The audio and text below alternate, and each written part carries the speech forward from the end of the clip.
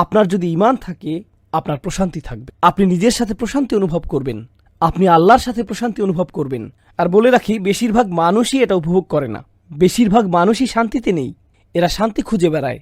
আপনি কি মনে করেন যে মানুষ কেন একটা মুভি দেখা শেষ করে সাথে সাথে আরেকটা নিয়ে বসে?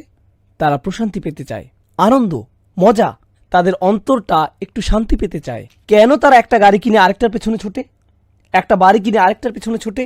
আমরা এমন কেন করি?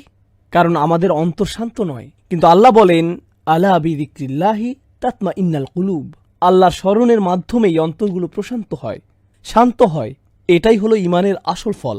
আর যখন আপনার এটা আছে, আপনার কোনো ক্ষতি নেই, কোনো ক্ষতিই ক্ষতি নয়। আরেকটি বাস্তব জীবনের উদাহরণ দিচ্ছি, এরপর আমরা সামনে আগাবো ইনশাআল্লাহ তাআলা। যে ঘটনাটি বলছি এটা আমার একটা বন্ধুর ঘটনা। সে নিউ অরলিন্সে থাকে।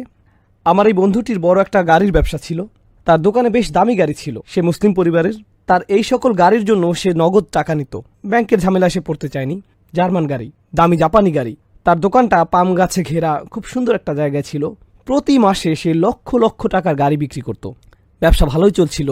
এরপর ক্যাটরিনা ঝড় আসলো। ঝড়ে পুরো ব্যবসা পানিতে তলিয়ে গেল। একটা মাত্র গাড়ি বেঁচেছিল, সম্ভবত LS 400, উন্নত লেক্সাস। আমি যখন তার ও তার বাবার সাথে দেখা করতে গেলাম, সে তখন সেই লেক্সাসে করে পিজা ডেলিভারি করছিল। এটাই ছিল তার চাকরি। এখন আপনি ভাবুন, সে কোথায় থেকে কোথায় গেল, কেমন ধরনের জীবনযাপন, কেমন ধরনের আর্থিক লেনদেন থেকে কেমন ধরনের জীবনে সে প্রবেশ করলো, যেখানে সে পিজা ডেলিভারি করে, একটা পিজা রেস্টুরেন্টে কাজ করে, কিন্তু তার মুখে বড় একটা হাসি ছিল। আমি তার দিকে তাকালাম। ভাই, মানুষ এই ধরনের ব্যবসায়িক ক্ষতির মুখে পড়লে মানুষের ঠিকমতো খাওয়া দাওয়া হয় না, তারা আত্মহত্যা করে, তারা মাটিতে লুটিয়ে পড়ে, তারা এটা একেবারেই নিতে পারে না, তারা এটা নিতেই পারে না। কিন্তু এটা কিসের হাসি? সে বলল, যখন ব্যবসা ভালো চলছিল আমাদের মসজিদে যাওয়ার সময়টুকু ছিল না, আমি আমার বউকে ঠিকমতো দেখতাম না, বাচ্চাদের সাথে দেখা হতো না। এখন সুবহানাল্লাহ, আমরা প্রতি ওয়াক্তের নামাজ মসজিদে পড়ি, থাকার জন্য মাথার উপর ছাদ আছে, প্লেটে খাবার আছে, আমরা কেন অখুশি হব? আমাদের কৃতজ্ঞ হওয়া উচিত। সুবহানাল্লাহ, ঈমান থাকলে এটা কোনো ক্ষতিই না, এই ধরনের ক্ষতিও কোনো ক্ষতি না। কিন্তু আপনার যদি ঈমান না থাকে তাহলে এটা একটা ক্ষতি। এরপর আপনি পড়ে যাবেন, আপনি বাঁচতে চাইবেন না। মানুষ আত্মহত্যা করতে চায় কারণ সে এই মেয়েকে বিয়ে করতে চায়, কিন্তু সে তো অন্য একজনকে বিয়ে করেছে। এরপর সে ব্রিজ থেকে লাফ দেয়। সত্যিকারের ঘটনা, 90-এর দশকে নিউ ইয়র্কে ঘটেছিল। একজন এক মেয়েকে বিয়ে করতে চেয়েছিল, সে অন্য একজনকে বিয়ে করে, ফলে সে ব্রুকলিন ব্রিজ থেকে লাফ দিয়ে আত্মহত্যা করে, নিজেকে শেষ করে দেয়। খুবই দুঃখজনক ঘটনা। কখন এমনটি ঘটে? যখন আপনি আল্লাহ ছাড়া অন্য কিছুকে প্রাধান্য দেন। আর আল্লাহকে প্রাধান্য দিলে আপনার অন্তরে প্রশান্তি আসবে। আর এটা ততক্ষণ আসবে না যতক্ষণ আপনার ঈমান নেই। এটা ক্ষতি থেকে বাঁচিয়ে দিবে। ইল্লাল্লাযীনা আমানু, এটাই প্রথম বিষয়। এরপর আল্লাহ বলেন, ওয়া আমিলুস সলিহাত। আমি যেভাবে আমার নোটটি সাজিয়েছি, আমি প্রথমে কঠিন শব্দগুলো নিয়ে বলবো আর সাথে কিছু মন্তব্য যোগ করব। এরপর পুরো আয়াতে প্রকাশ করব এবং শিক্ষাগুলো নিয়ে আলোচনা করব। তবে শুরুতে আমরা এর শব্দগুলো নিয়ে আলোচনা করি।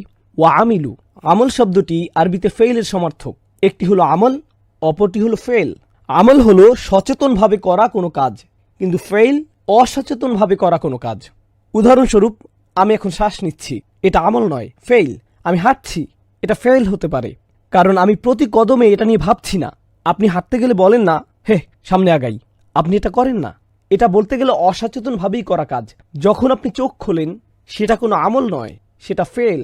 কিন্তু যখন আপনি কারোর সাথে কথা বলেন, যখন আপনি কাজে যান, যখন আপনি গাড়ি চালান, যখন আপনি প্রয়োজনীয় জিনিসপত্র কেনেন, এগুলো সবই আমল, কারণ এগুলো সবই সজ্ঞানে সচেতনভাবে করা কাজ। আপনি এটা নিয়ে ভেবেছেন, তারপর করেছেন। সুতরাং এখানে আল্লাহ আজ্জা ওয়া জাল্লা আমাদের বুঝিয়েছেন আমাদের প্রত্যেকটি কাজের জন্য জবাব দিতে হবে, যা আমরা সচেতনভাবে করি, কারণ এগুলোই হলো আমাদের আচরণ। বলে রাখি, আমাদের দ্বীনে সবার প্রতি অনুগ্রহ করা হয়েছে। এমন অনেক মানুষ আছেন যাদের নিজেদের সচেতনতার উপর কোনো নিয়ন্ত্রণ নেই, তারা নিজেদের বিবেচনা বোধ হারিয়ে ফেলেন, তাদের বিভিন্ন মানসিক সমস্যা থাকে। আমাদের দ্বীনে তারা হলেন গায়রে মুকাল্লাফ, তাদেরকে তাদের আচরণের জন্য জবাব দিতে হবে না।